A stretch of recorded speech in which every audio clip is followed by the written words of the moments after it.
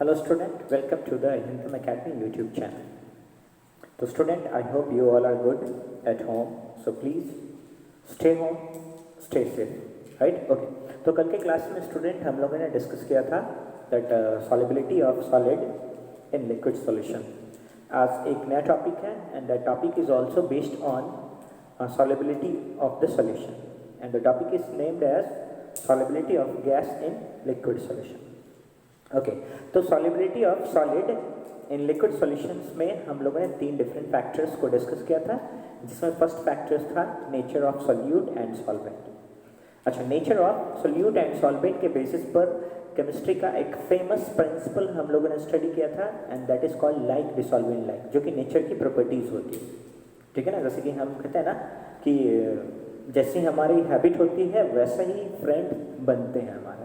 तो like dissolve in like, that is called, जैसा habit वैसे ही कंपोनेंट भी उसमें डिसॉल्व होगा. तो कहने का मतलब ये केमिस्ट्री का एक फेमस प्रिंसिपल है, लाइक डिसॉल्व इन लाइक, जो कि नेचर पर डिपेंड करता है. जिसमें हम लोगों ने डिस्कस किया था कि if a polar solute is present then polar solvent will be there to get dissolved together. Now non polar solute की कंडीशंस में सॉल्वेंट नॉन पोलर होता है, जबकि हमने उसी क्लास में डिस्कस किया था कि अगर ऑर्गेनिक सॉल्यूट है तो ऑर्गेनिक सॉल्यूट भी दो टाइप के हो सकते हैं. पोलर होंगे तो पोलर ऑर्गेनिक सॉल्वेंट या वाटर में डिसॉल्व होंगे, जबकि नॉन पोलर होंगे तो नॉन पोलर सॉल्यूट में डिसॉल्व होंगे. ओके, तो ये नेचर पर डिपेंड करने वाला फैक्टर था. सेकेंड फैक्टर्स हम लोगों ने टेम्परेचर पर पढ़ा था. टेम्परेचर के बेसिस पर हम कह सकते हैं डिसोल्यूशन का दो डिफरेंट प्रोसेस होता है, एक होता है एक्सोथर्मिक, दूसरा एंडोथर्मिक. एक्सोथर्मिक प्रोसेस में हमने स्टडी किया था कि डिसोल्यूशन में टेम्परेचर रिलीज होता है. जैसे एग्जांपल भी दिया था हमने कि अगर हम वाटर में लाइम को डिसॉल्व करते हैं तो लाइम जैसे ही वाटर में डिसॉल्व होता है हीट एनर्जी रिलीज होती है. That's why that process is called exothermic process. और एक्सोथर्मिक प्रोसेस कंडीशंस में सॉलिबिलिटी लोअर टेम्परेचर को फेवर करता है, जबकि एंडोथर्मिक प्रोसेस में सॉलिबिलिटी हायर टेम्परेचर को फेवर करता है. और दोनों कंडीशंस टेम्परेचर डिपेंडेंट कंडीशंस थे. तीसरा हम लोगों ने पढ़ा था प्रेशर. अच्छा, प्रेशर के टर्म्स में हम लोगों ने डिस्कस किया था कि चूंकि सॉलिड की जो पार्टिकल्स होते हैं उनके बीच में हाई रेंज ऑफ ऑर्डर होता है जो क्लोज पैकिंग का ऑर्डर होता है, और क्लोज पैकिंग के बेसिस पर solid becomes rigid and incompressible. Rigid और इनकम्प्रेसिबल होने के कारण प्रेशर की सॉलिबिलिटी पर नेग्लिजिबल इफेक्ट होता है. तो सॉलिबिलिटी के बेसिस पर ही आज एक नया टॉपिक है हमारे पास, and that topic is called solubility of gas in liquid solution. So before starting that, please like, share, subscribe and comment. Okay, now we need to understand the factors of solubility of gas in liquid solution. So we need to understand about the factors कि कौन कौन से ऐसे factors हैं जो solubility of gas in liquid को define करते हैं. जिसमें सबसे पहला factors nature of solute होता है. So that is called nature of solute. अब देखिए, nature of solute में हम दो different properties को discuss करेंगे. अच्छा, दो different properties को discuss करने से पहले हम यहाँ पर एक example ले सकते हैं. Like जैसे आपने पढ़ा होगा कि when CO2 is passed at higher temperature, if CO2 is passed at higher pressure, CO2 is passed at higher pressure, then some amount of carbon dioxide reacts with water to forms carbonic acid. तो H2CO3 बनाएगा, plus some amount of CO2 present in undissolved form, and large amount of water is act as solvent. So now here CO2 is a kind of solute. Now when this solute reacts with H2O, then it forms, because it is a reactive solute, it is a reactive solute. So now this some amount of CO2 reacts with H2O to forms carbonic acid. Then here carbonic acid is second solute. तो ये आपका एक solute हुआ, plus CO2 is in undissolved form, and H2O act as solvent. So now in that particular set of example, we can say that gas is easily reacts with H2O. तो gas के conditions में solubility जो होता है वो gas के readily reactive properties पर depend करता है कि if any gas is readily or effectively reacts with the solvent particles, they will be easily soluble. तो फर्स्ट फैक्टर देखिए यहाँ पर क्या हुआ, यानी फर्स्ट फैक्टर क्या मिला, the gas which is readily or effectively reacts with solvent will be easily soluble. तो first factor depends on the nature of gas. अच्छा, नेचर ऑफ जो गैस होता है वो दो डिफरेंट प्रॉपर्टीज पर डिपेंड करता है. एक तो हमने यहाँ पर उसके रिएक्टिव प्रॉपर्टीज देखी, दूसरी प्रॉपर्टीज जो होती है वो हम लोग समझते हैं. लाइक दिस लिखो, दूसरी प्रॉपर्टीज क्या होता है वो चीज देखते हैं. Okay, now second properties is basically based on the gas which is easily liquefiable. The gas which is easily liquefiable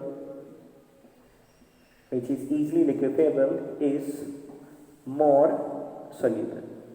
यानी यदि कोई आपके पास गैस है और अगर वो गैस इजीली किसी सॉल्वेंट में लिक्विफाई हो रहा है तो लिक्विफाइबल कैरेक्टर्स अगर इजी है तो उसकी सॉल्युबिलिटी भी हाई होती है. अब डिपेंड करता है, देखो क्या ये लिक्विफाइबल कैरेक्टर से होता है वो किस फैक्टर पर डिपेंड करता है. तो हम लोग कहते हैं क्या, एक फैक्टर्स होता है and that factor is called liquefaction factors, जो कि आपने 11th क्लास पढ़ा था. अच्छा, लिक्विफैक्शन फैक्टर्स को डिफाइन करने के लिए एक टेम्परेचर डिस्कस करेंगे यहाँ पर and that temperature is called critical temperature. एक टेम्परेचर होता है उसको क्रिटिकल टेम्परेचर लिखते हैं and that is called TC. इसको TC से डिनोट करते हैं. अब देखिए क्रिटिकल टेम्परेचर कहने का मतलब क्या होता है, यह समझिए. देखिए मैंने बोला क्या कि हमारे पास कोई गैस है, उस गैस को हमने किसी कंटेनर में स्टोर किया है और स्टोर करने के बाद हम टेम्परेचर इंक्रीज कर रहे हैं. हम देखा क्या, एक पर्टिकुलर सेट ऑफ टेम्परेचर है जिस टेम्परेचर के बाद वो गैस लिक्विड में कन्वर्ट नहीं हो रहा. तो हम लोग सकते हैं क्या, the temperature ever which the gas can not easily liquefied, the temperature ever which the gas can not easily liquefied in presence of high pressure also. कि अगर आप उस कंडीशंस में प्रेशर भी अप्लाई कर रहे हैं तब भी वो लिक्विड में कन्वर्ट नहीं हो रहा है, तो उस पर्टिकुलर टेम्परेचर को हम लोग क्रिटिकल टेम्परेचर कर सकते हैं. सो द क्रिटिकल टेम्परेचर का डेफिनेशन यहाँ पर लिख सकते हैं. क्या लिख सकते हैं, the temperature above which gas can not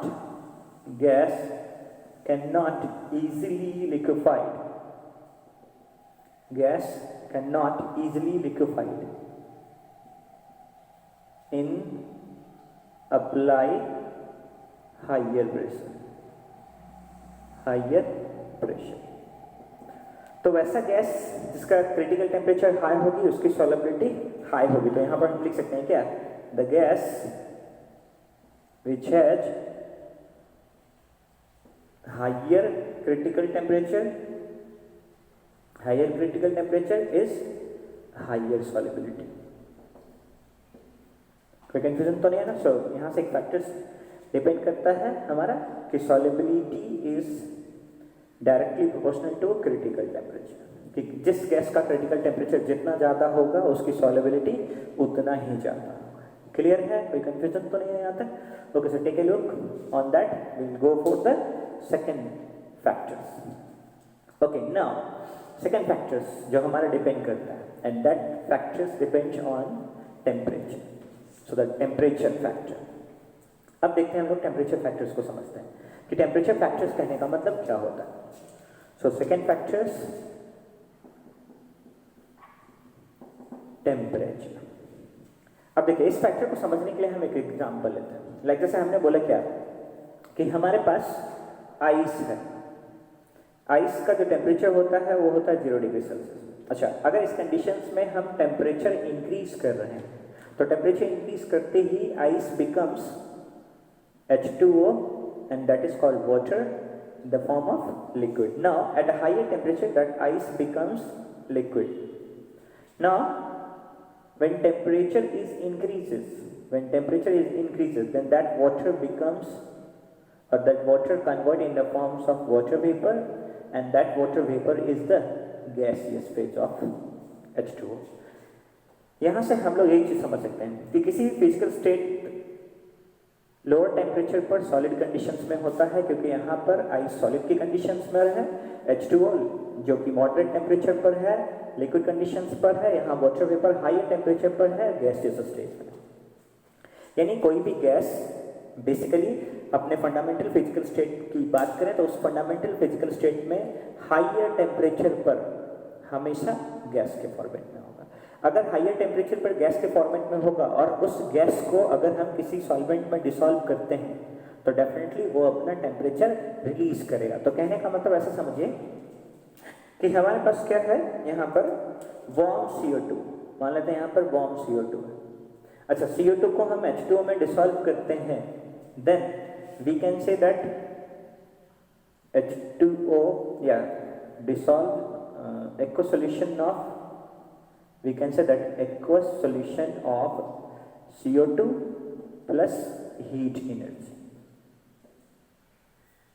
अच्छा स्टूडेंट देखो यहाँ पर कि जब हम CO2 फॉर्म देखते हैं, वार्म CO2 को जब हम वाटर में डिसॉल्व करते हैं तो डिसॉल्व होने के बाद CO2 क्या कर रहा है, लॉस कर रहा है, लॉस ऑफ हीट एनर्जी। अगर CO2 वाटर में डिसॉल्व होकर के हीट एनर्जी का लॉस कर रहा है, then that condition is called exothermic process. That condition is called exothermic process. तो आपको हमेशा ध्यान देना, देखो कि सॉलिड का जो डिसोल्यूशन फैक्टर होता है वो एक्सोथर्मिक एंडोथर्मिक दोनों हो सकते हैं, बट गैस का जो डिसोल्यूशन फैक्टर होता है वो हमेशा कैसा होगा, एक्सोथर्मिक प्रोसेस होगा। अगर गैस का डिसोल्यूशन प्रॉपर्टीज एक्सोथर्मिक है तो गैस हमेशा टेम्परेचर लोअर्ड को फेवर करेगा, कि अगर टेम्परेचर लो है तो लो टेम्परेचर पर गैस की सॉल्युबिलिटी हाई होगी। तो हम लोग यहाँ पर लिख सकते हैं, क्या लिख सकते हैं कि as dissolution of gas in liquid, as the dissolution of gas in liquid is exothermic in nature, exothermic in nature, then the solubility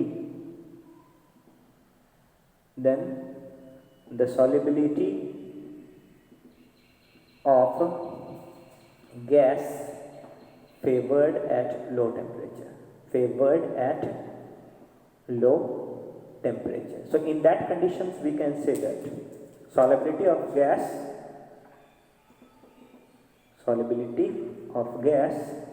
is inversely proportional to temperature. Okay, so we can say that temperature increases, solubility decreases, temperature decreases, solubility increase। तो temperature के factors में बेटा आपको ध्यान देना है, जब भी गैस को डिसॉल्व करेंगे टेम्परेचर लो रखना होगा। अगर टेम्परेचर लो रखेंगे तो गैस की सॉल्युबिलिटी हाई हो जाएगी। क्लियर है? So take a screenshot. Next go for the next factor, and that factor is very famous factor is pressure. तो प्रेशर की बात करते हैं, देखो यहाँ पर प्रेशर।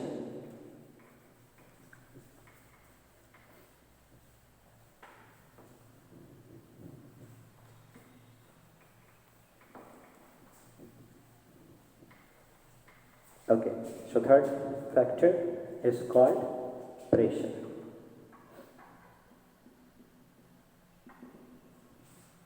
Okay, so प्रेशर की बात करते हैं तो आपने पढ़ा होगा, देखो गैस की प्रॉपर्टीज 11th क्लास में आपने, कि गैस की जो क्लोज पैकिंग होती है वो नियर बाई नहीं होता है, they have a large intermolecular space between the particles.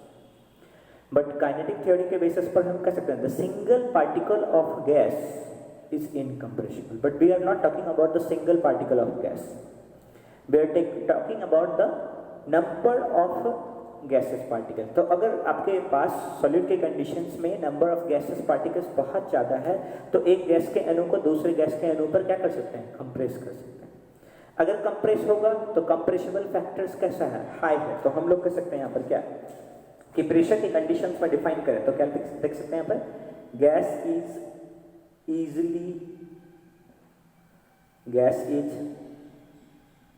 Easily compressible. अगर गैस इजीली कंप्रेसिबल है तो दो चीज और हम लोग देख सकते हैं कि at higher pressure gas is easily liquefied. अगर गैस इजीली लिक्विफाइड है तो उसकी सॉल्युबिलिटी क्या होगी? हाई होगी। सो द सॉल्युबिलिटी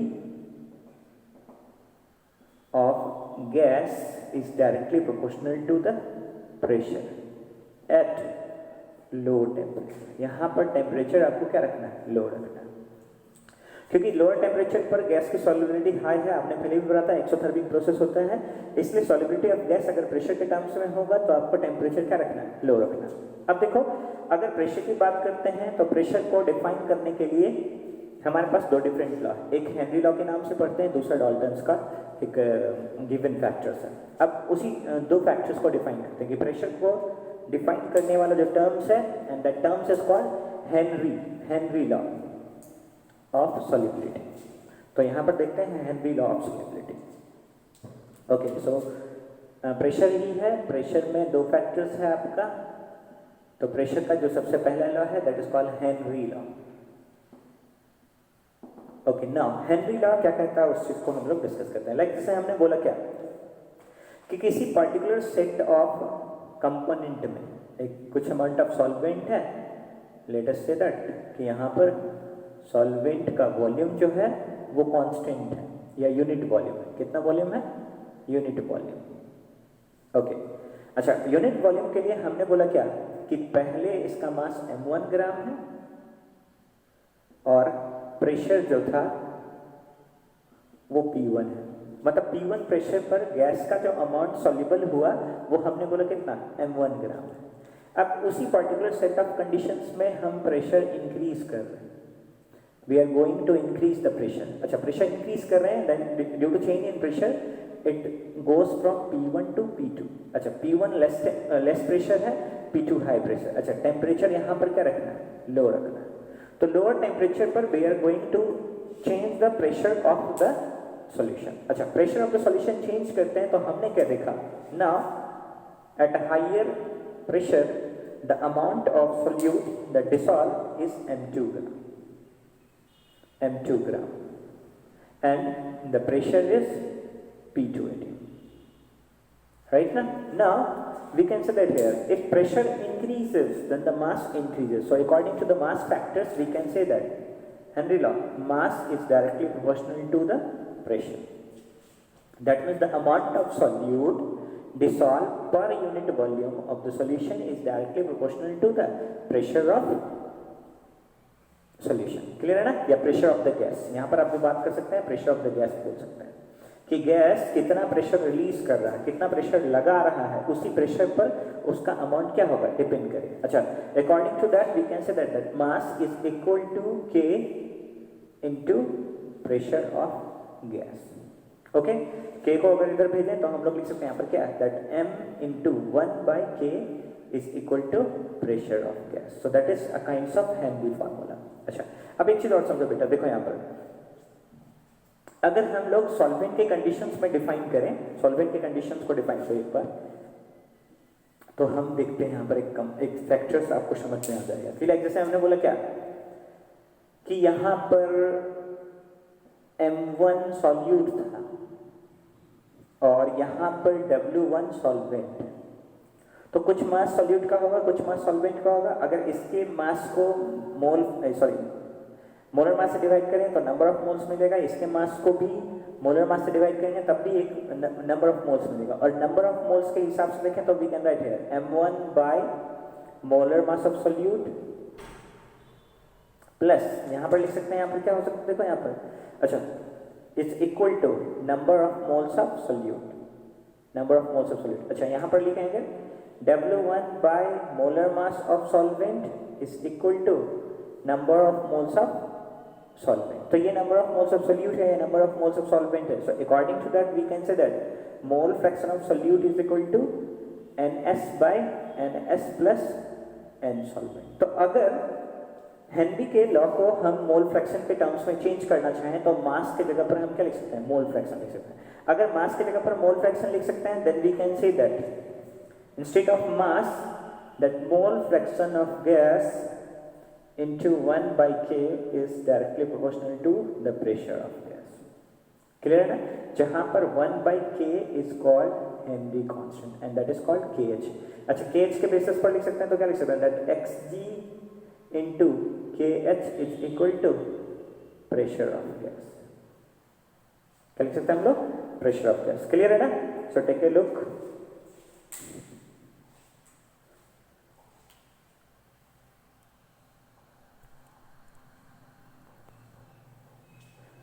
ओके अब नीचे दिखाई दे रहा है आपको, राइट? तो हम लोग लिख सकते हैं यानी कि क्या, आप हेनरी लॉ इसको भी पढ़ सकते हैं, आप हेनरी लॉ इसको भी पढ़ सकते हैं। ओके, इसके बेसिस पर दो डिफरेंट टाइप ऑफ डेफिनेशन हम दे सकते हैं।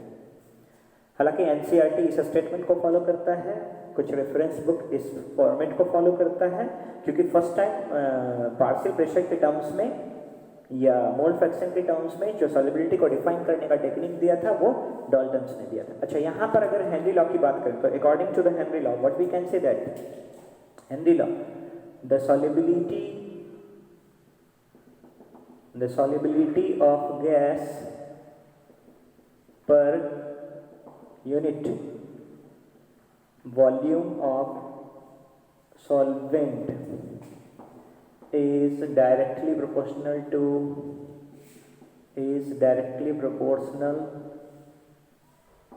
to the pressure of gas applied on solvent in equilibrium is called Henry law.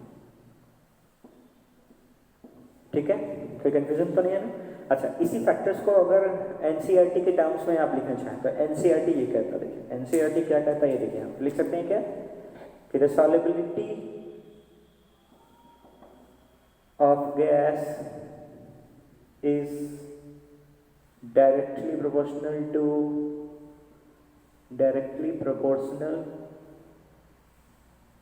to the pressure of gas applied. Okay, यानी इसके हिसाब से लिखें तो we can write mole fraction of that gas is directly proportional to the pressure of gas. Hence the mole fraction of the gas into kh is equal to pressure of gas. Clear है? कोई confusion तो नहीं यहाँ तक? Okay, so take a screenshot. We'll go for the next concept.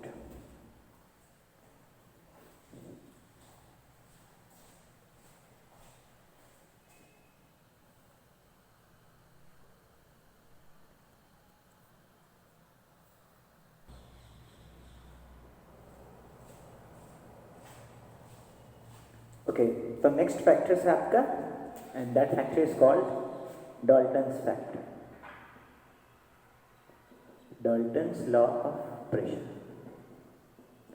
अब देखिए Dalton's law of pressure या Dalton's law of solubility भी इसको बोलते हैं, डाल्टन्स लॉ ऑफ सॉल्युबिलिटी। अब देखते हैं, देखिए डाल्टन्स लॉ ऑफ सॉल्युबिलिटी क्या कहता है। हमने आपको पहले भी बोला था कि सॉल्युबिलिटी के फैक्टर्स को हेनरी ने मास के टर्म्स में डिफाइन किया था, पहले डाल्टन्स ने उसको मोल फ्रैक्शन के टर्म्स में डिफाइन किया था। दोनों के रिलेशंस को देखा गया तो डाल्टन्स का जो लॉ है वो हेनरी लॉ से मिलता जुलता है, इसलिए डाल्टन्स के लॉ को समझते हैं। यहाँ पे देखिए डाल्टन्स ने ये बोला कि लाइक जैसे देखो सबसे पहला चीज़ क्या होता है कि अगर बाइनरी सॉल्यूशन की बात करें तो यहाँ पर हमारे पास कुछ अमाउंट ऑफ सॉल्वेंट है। जब कुछ अमाउंट ऑफ सॉल्वेंट में हम सोल्यूट को ऐड करते हैं, यानी यहाँ पर हमने सोल्यूट को ऐड किया। अच्छा, जब हम सोल्यूट को ऐड कर रहे हैं तो क्या क्या चेंज हो रहा है ये चीज़ देखो। मैंने बोला क्या, पहले आपके पास सिर्फ सॉल्वेंट था, जब हमने सॉल्वेंट के साथ क्या ऐड किया, सॉरी पहले सिर्फ आपके पास सॉल्वेंट था। अच्छा, सॉल्वेंट के साथ जब हमने सोल्यूट को ऐड किया तो क्या चेंज हुआ, मास चेंज हुआ, क्योंकि सॉल्वेंट का मास कम था, मतलब जो भी था उसमें सोल्यूट का मास ऐड ही हुआ। अच्छा, दूसरा चीज क्या चेंज हुआ, वॉल्यूम चेंज हुआ। अच्छा, मास अगर चेंज होता है तो मास के चेंज होने से क्या चेंज हो रहा है, number of moles of component change हुआ। अच्छा, अगर number of moles of component change हो रहा है तो अल्टीमेटली क्या चेंज हो रहा है, मोल फ्रैक्शन चेंज हो रहा है। क्या चेंज हो रहा है? मोल फ्रैक्शन चेंज हो रहा है। अच्छा, अब एक चीज और समझो, जब सोल्यूट के एडिशन से सॉल्यूशन का मोल फ्रैक्शन चेंज हो रहा है तो हमने क्या बोला था कि सॉल्वेंट तो हम इनिशियली क्या रखते हैं? कांस्टेंट रखते हैं। फिर से हम कुछ अमाउंट ऑफ सोल्यूट ऐड कर रहे हैं तो बेसिकली किसका मोल फ्रैक्शन इंक्रीज हो रहा है? So we can say that कि mole fraction of solute increases, कि जब भी हम सोल्यूट ऐड कर रहे हैं तो मोल फ्रैक्शन ऑफ सोल्यूट इंक्रीज हो रहा है। अच्छा, एक चीज और आपको पता होना चाहिए, यहाँ पर डाल्टन्स के हिसाब से सोल्यूट नेचर में कैसा होता है? गैस होता है। और हम लोग कह सकते हैं यहाँ पर देखो क्या कि gas exert pressure on liquid. तो अगर गैस ऐड कर रहे हैं सॉल्यूट के फॉर्मेट में तो कंडीशन हो रहा है कि गैस के ऐड करने से मोल फ्रैक्शन बढ़ रहा है, गैस के ऐड करने से प्रेशर इंक्रीज हो रहा है। अच्छा, गैस के एडिशन से क्या इंक्रीज हो रहा है? प्रेशर इंक्रीज हो रहा है। तो मैंने बोला क्या, जितना ज्यादा मोल फ्रैक्शन होगा उतना ही ज्यादा क्या होगा? प्रेशर होगा। So according to that we can say that mole fraction is directly proportional to the pressure of gas. अच्छा, यानी मोल फ्रैक्शन अगर डायरेक्टली प्रोपोर्शनल है प्रेशर ऑफ द गैस से, इसलिए यहां से लिख सकते हैं क्या, that mole fraction is equal to K dash into pressure of gas. अच्छा, के डैश को इधर भेज दो तो क्या मिलेगा? 1 by k dash is equal to pressure of gas. अच्छा, 1 by k dash is also equal to Henry constant. So according to that, what we can write that xg into Henry constant is equal to pressure of gas. तो आपको clearly समझ में आ गया होगा student कि हम Dalton's के जो कॉन्सेप्ट है उसको हेनरी में क्यों कन्वर्ट कर रहे हैं, क्योंकि मास के चेंज होने से मोल फ्रैक्शन चेंज हो रहा है। तो वहां पर भी अगर हम मास ऑफ सोल्यूट इंक्रीज करेंगे तो मोल फ्रैक्शन इंक्रीज होगा। इसलिए बोथ लॉ आर सिमिलर, कोई डिफरेंस दोनों में नहीं। अच्छा, अभी एक चीज और समझो यहाँ पर देखो, यानी इसका स्टेटमेंट लिखे तो इसके स्टेटमेंट पर क्या लिख सकते हैं कि the solubility is directly proportional to the solubility, या इन्होंने ऐसा, सॉरी डाल्टन्स ने ये बोला था कि the pressure exerted by the gas in solution is directly proportional to the mole fraction of gas। Clear है ना? इसलिए हम यहाँ पर लिखा है ये स्टेटमेंट। क्लियर है? अंतर डिफरेंस ये था कि डाल्टन्स ने प्रेशर के टर्म्स को डिफाइन किया था, उसी के प्रेशर के टर्म्स को हेनरी ने यूज करके एक लॉ बनाया। क्लियर है? Take a look on this. Okay, next we need to understand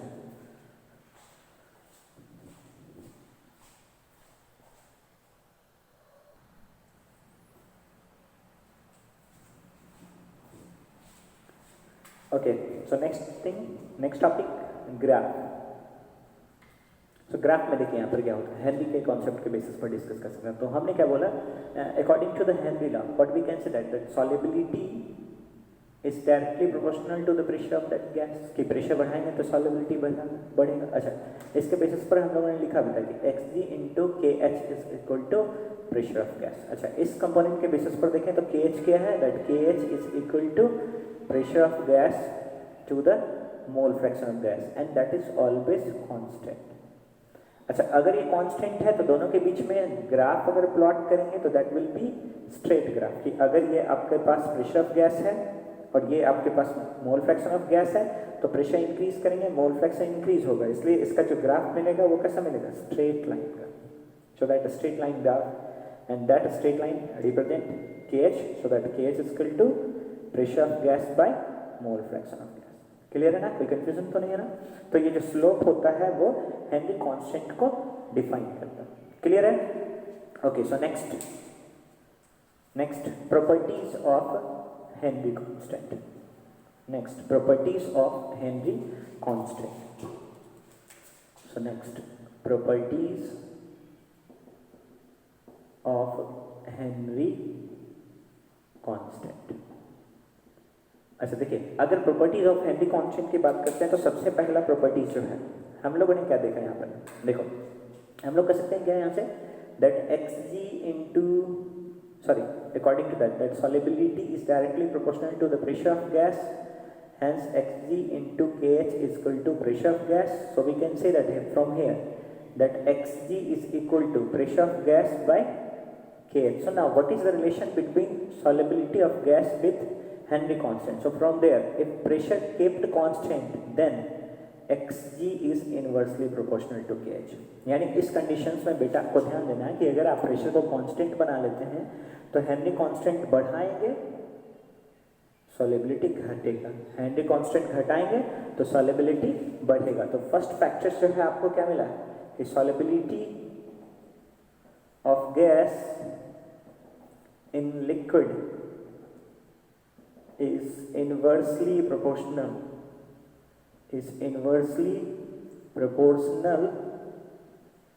to the Henry constant. यानी इसके बेसिस पर हम लोग लिख सकते हैं, क्या लिख सकते हैं? Xg increases in which conditions?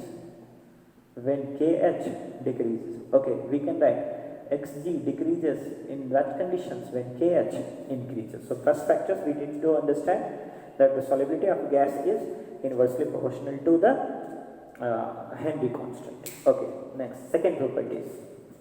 Take a look, second properties. Second properties we can say that. Second, all gases have different value of Henry constant. Different value of Henry constant. अच्छा, अगर different value of Henry constant है और Henry constant के basis पर उसकी solubility depend करनी है तो हम यहाँ पर कुछ एग्जांपल लिख सकते हैं. लाइक जैसे देखिए, अगर हम लोग बात करते हैं हीलियम की, तो हीलियम का जो कांस्टेंट फैक्टर्स होता है 293 केल्विन पर वो होता है 144.97 kilo bar at 293 kelvin temperature. जबकि अगर दूसरे गैस की बात करें, लाइक जैसे हमारे पास है H2, तो H2 की बात करें या O2 की बात कर लें, O2 का हेनरी कांस्टेंट जो है वो आपका कितना है 46.82 kilo bar eight 303 kelvin temperature. जबकि ऑक्सीजन की सॉल्युबिलिटी यहाँ पर एक और है 293 केल्विन पर देखें तो at 293 kelvin it is 34.86 kilo bar at 293 kelvin temperature. तो दैट मीन्स देखो यहाँ पर बेटा इसको भी एक्सप्लेन करना है क्योंकि यहाँ पर भी एक फैक्टर्स आपको समझ में आएगा. अब देखो यहाँ पर समझिए, मैंने क्या बोला कि all gases have different value of Henry constant. Helium के कंडीशंस में 293 केल्विन टेम्परेचर, ऑक्सीजन के कंडीशंस में 293 केल्विन टेम्परेचर. अच्छा, 293 केल्विन टेम्परेचर पर ऑक्सीजन की का जो हेनरी कांस्टेंट है वो है 34.86. इसलिए 293 केल्विन टेम्परेचर पर ऑक्सीजन की सॉल्युबिलिटी हाई होगी जबकि हीलियम की सॉल्युबिलिटी लो होगी. क्लियर है ना? कोई कंफ्यूजन तो नहीं है ना? क्योंकि हमने लिखा ही है, क्या लिखा है, that mole fraction solubility is inversely proportional to Kh. अच्छा, अगर इस फैक्टर्स पर डिपेंड करें, अगर इस फैक्टर पर डिफाइन करें तो at 293 kelvin temperature, at 293 kelvin temperature, what we can say that oxygen is more soluble than helium. Clear है ना? इसलिए हीलियम की सॉल्युबिलिटी सबसे कम है, इस एग्जाम्पल के कंडीशंस में ऑक्सीजन की सॉल्युबिलिटी सबसे ज़्यादा है. क्लियर है? ओके, नाउ यहीं से एक और फैक्टर्स हम लोग डिस्कस कर सकते हैं. एक और फैक्टर्स हम क्या डिस्कस करें, देखो यहाँ पर कि टेम्परेचर इंक्रीज करने से हेनरी कांस्टेंट इंक्रीज हो रहा है. देखो, टेम्परेचर इंक्रीज करने से हेनरी कांस्टेंट क्या हो रहा है, इंक्रीज हो रहा है. तो हम लोग लिख सकते हैं क्या, Henry constant increases, Henry constant increases, so Henry constant increases with increasing temperature. Okay, और अगर हेनरी कांस्टेंट इंक्रीज कर रहा है, टेम्परेचर इंक्रीज करने, तो अगेन सॉल्युबिलिटी क्या होगी, घटेगी। यानी हमने क्या बोला, X G inversely proportional to K H is inversely proportional to temperature. यानी टेम्परेचर बढ़ाया तो हेनरी कांस्टेंट भी बढ़ा, इसलिए सॉल्युबिलिटी क्या हो गई, घटेगी। ठीक है, कोई कंफ्यूजन तो नहीं है यहाँ तक। ओके, नाउ एक फैक्टर और है, हम लोग लिख सकते हैं। देखो, अगर हम टेम्परेचर चेंज नहीं करें, 303 केल्विन ही रखें अलग अलग सॉल्यूशन में, तब भी उसका हेनरी कांस्टेंट क्या होगा, सेम होगा। तो हम लोग लिख सकते हैं Henry constant is same, Henry constant of gas is same at constant temperature in two different solution. ठीक है स्टूडेंट, तो please go through the lecture, do not skip, enjoy the class, like, share, subscribe and comment. Thank you.